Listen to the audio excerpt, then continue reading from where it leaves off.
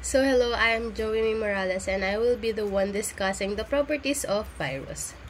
So first is, what does virology deals with? So virology is a branch of microbiology that deals with the study of viruses, meaning ina-examine ito yung structure, classification, genetics, and yung mga diseases na nakokos ng virus. And then, what are viruses? So, viruses are the smallest obligate intracellular infectious agents. They do not have cellular organization. Their genome is an element of nucleic acid, either DNA or RNA. Their genome is enclosed in a protein shell known as capsid, and the entire infectious unit is called virion. So, yung virion, ano siya? Complete infective form siya ng virus na nasa labas na ng cell. So, next is differences of virus and bacteria. So, unlike bacteria, yung virus, wala siyang cell. So, meaning, hindi nila kayang mag-metabolize or mag-reproduce independently. Bacteria can live freely and multiply on their own, while viruses naman nagre-require ng host cells para ma-replicate. So, also, yung bacteria, meron siyang DNA and RNA. While yung viruses, nagko-contain lang siya ng only one type of nucleic acid. So, these differences are crucial for developing treatments because antibiotics works on bacteria but not on viruses. So, next is structure and chemical nature. A virus has two major components. One is nucleic acid, the core or genome. Two is protein sheet, the capsid. The nucleic acid core is surrounded by a protein coat known as capsid. So the protein nucleic acid complex, the capsid, together with the enclosed nucleic acid, is known as the nucleocapsid. So viruses are composed of two main components, which is the nucleic acid na nagkakarry ng genetic information and yung protein sheet naman na tinatawag na capsid. So yung dalawa na yun, pag nagsama, makaka-form sila ng nucleocapsid. So, nucleic acid. So, viruses contains a single kind of nucleic acid as genome. This nucleic acid may be single or double-stranded, circular or linear, segmented or unsegmented.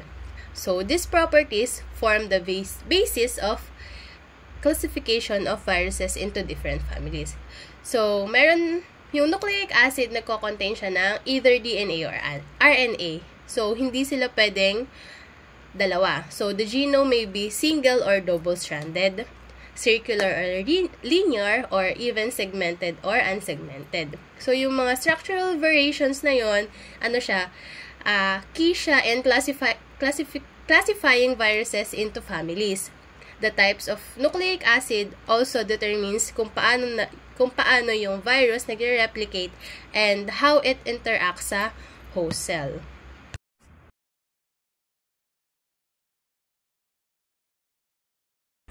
Next is the protein sheet or the capsid. So, it refers to protein sheet that enclose nucleic acid. It is composed of polypeptide chains called protomers. So, yung protomers contains a single polypeptide chain which forms the basic structural unit. So, the protomers aggregates into groups of 5 or 6 to form structure called capsomers. The capsid is formed by a numbers of capsomers. So, yung capsid siya yung protein coat na nagpo-protect sa viral genome, which is yung nucleic acid. So, it is made of smaller protein subunits called the protomers, which kapag nag-combine, makaka-form siya ng capsomers. So, these capsomers, nag-a-assemble siya in specific patterns para maka-form ng capsid. So, yung arrangement ng mga units na yon, hindi lang siya nagpo-provide ng stability, pero it plays a vital role in determining the virus shape and antigenic properties. So, yung function nito is to protection to the nucleic acid forming an impermeable shell around it, transfer of nucleic acid from one host to another, promotes attachment to the susceptible cells and its receptor. So, next is envelope. So, some viruses have an outer covering called an envelope, derived from the host cell membrane during the release of the virus. The envelope consists of lipoprotein with viral-coded glycoprotein spikes or the peplomeres on its surface. So, some viruses possesses an envelope na nakasurround sa capsid, which na na-acquire nila sa host cell nila. So, yung envelope made siya ng lipoproteins and contains viral glycoprotein spikes known as the peplomers. So, these spikes are essential para for recognizing and sa binding ng host cell's receptor during infection.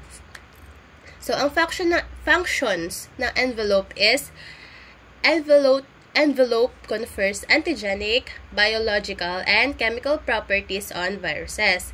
So, the peplomers helps to attach virus particles to a host cells interacting with a cellular receptor.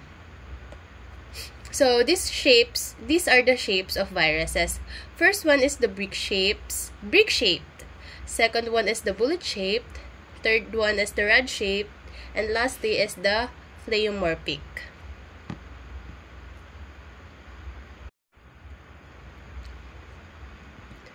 So next is types of symmetry in viruses. Based on the arrangement of capsomers, viruses show three main types of symmetry. First is the icosahedral symmetry, 20 triangular faces seen in adenoviruses and many in animal viruses. And the helical symmetry, capsid proteins arranged around a helical nucleic acid core seen in influenza and rabies viruses. The complex symmetry seen in viruses that do not fit into the above two types. A given example is fox viruses and bacteriophages. So, process of viral replication. First is the absorption or attachment. The first step in infection, it is the first step in infection where the virus binds to specific receptors. So, process of viral replication. So, first is the absorption or attachment.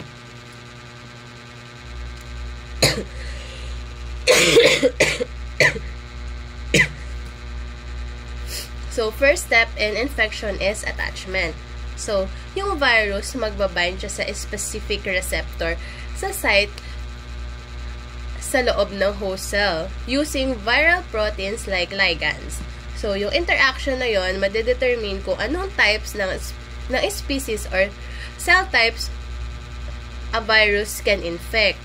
So, for example, yung HIV, gumagamit siya ng GP120 to attach to CD4 receptors. While yung influenza naman, gumagamit ng hemagglutinin to bind to sialic acid residues on respiratory cells.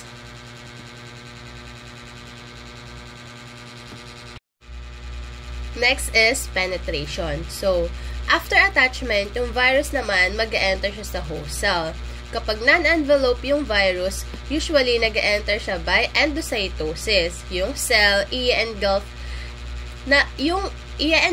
yung virus in the vesicle. So, once inside yung vesicle, magbe-breakdown siya. Siyempre, i-release na yung virus sa cytoplasm. So, this allows the viral genome to begin interacting with host machinery for replication.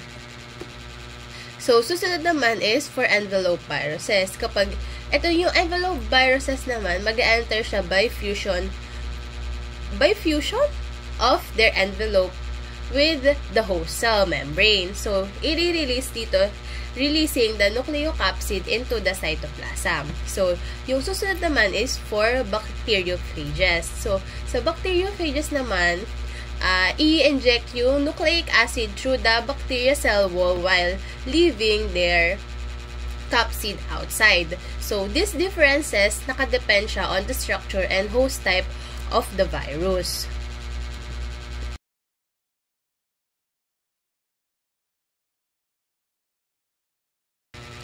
So, next is the uncoating. So, yung uncoating, it is when the viral capsid is removed, exposing the viral genome inside the host cell. So, yung sa step na to, nag-occur siya in the plasma membrane, endosome, or nuclear membrane. So, it's often aided by host enzyme. So, yung once na-uncoat na yung virus, malulose niya yung ineffectivity as a whole particle but can replicate its genetic material. So, biosynthesis. So, this stage is where viral components are made. So, for DNA viruses, yung replication, nangyayari siya mainly sa nucleus. So, early mRNA is, or yung messenger RNA, itatranscribe siya first para ma-produce yung enzyme for DNA replication. Then, sa viral DNA,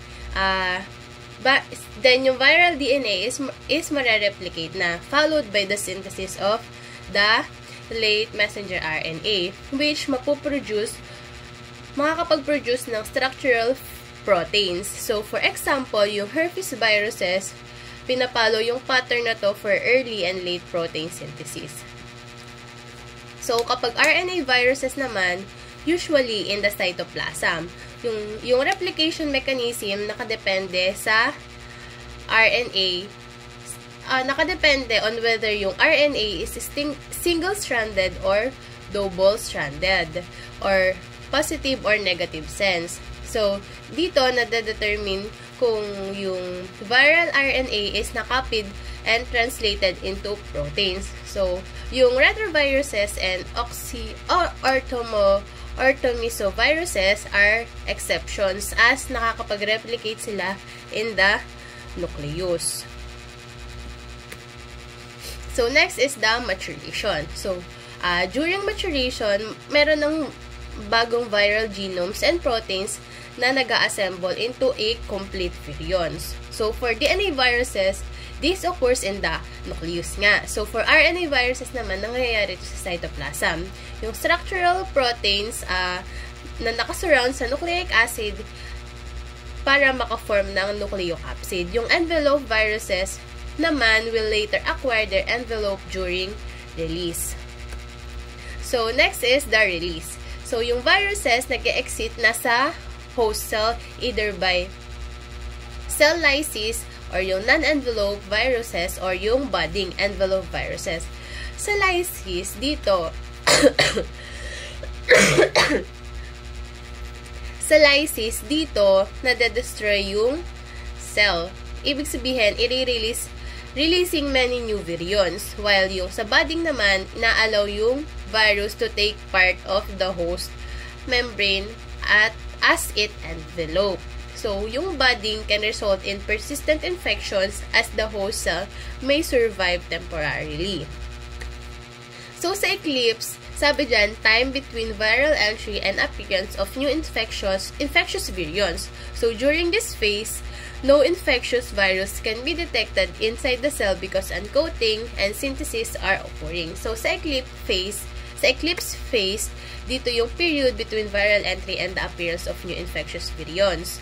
So, during this time, yung virus actively uncoating and synthesizing components pero walang complete virus particles na detectable. It is a silent stage where replication happens at the molecular level. So, dito naman na tayo sa abnormal replicative cycles in viruses. First is the incomplete virus.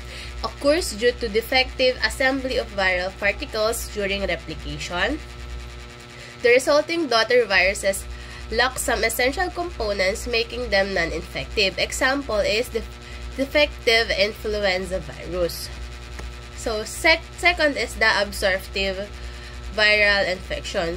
So, in some infections, the virus enters a host cell but fails to complete its replication cycles. The infection is non-productive, meaning no infectious virus particles are released. So, yung mga possible reason is, first, yung host cell defects. Cell lacks necessary enzyme or factors for viral replication. So, yung faulty viral genome.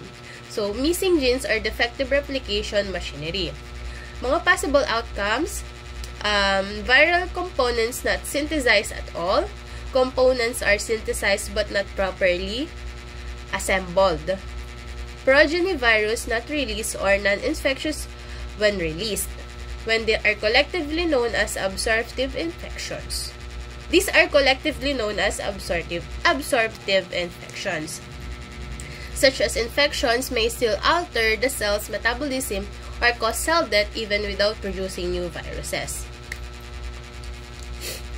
The third one is defective viruses. So these are viruses that have genetic defects preventing them from replicating independently.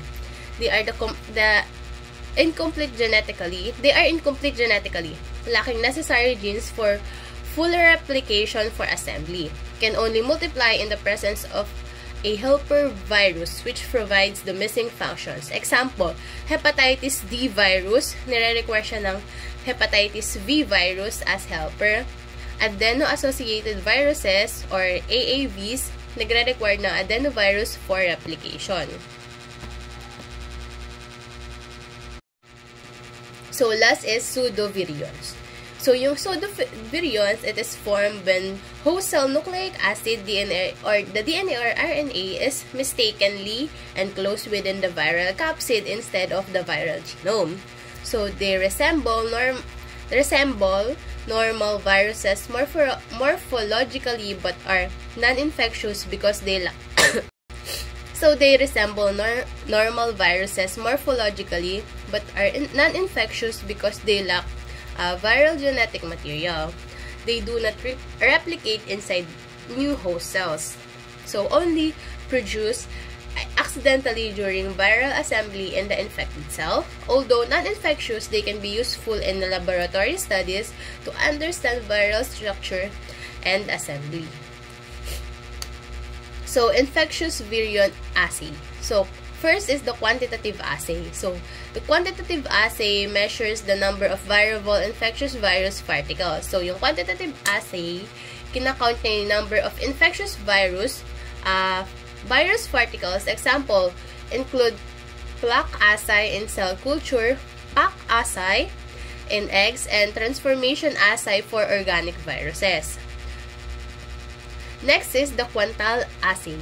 So, dinedetermine dito yung presence or absence of infectious virus. So, So, sa quantal assay, not the exact amount. So, results are expressed as ID50, the dilution effect, or 50% of test subject.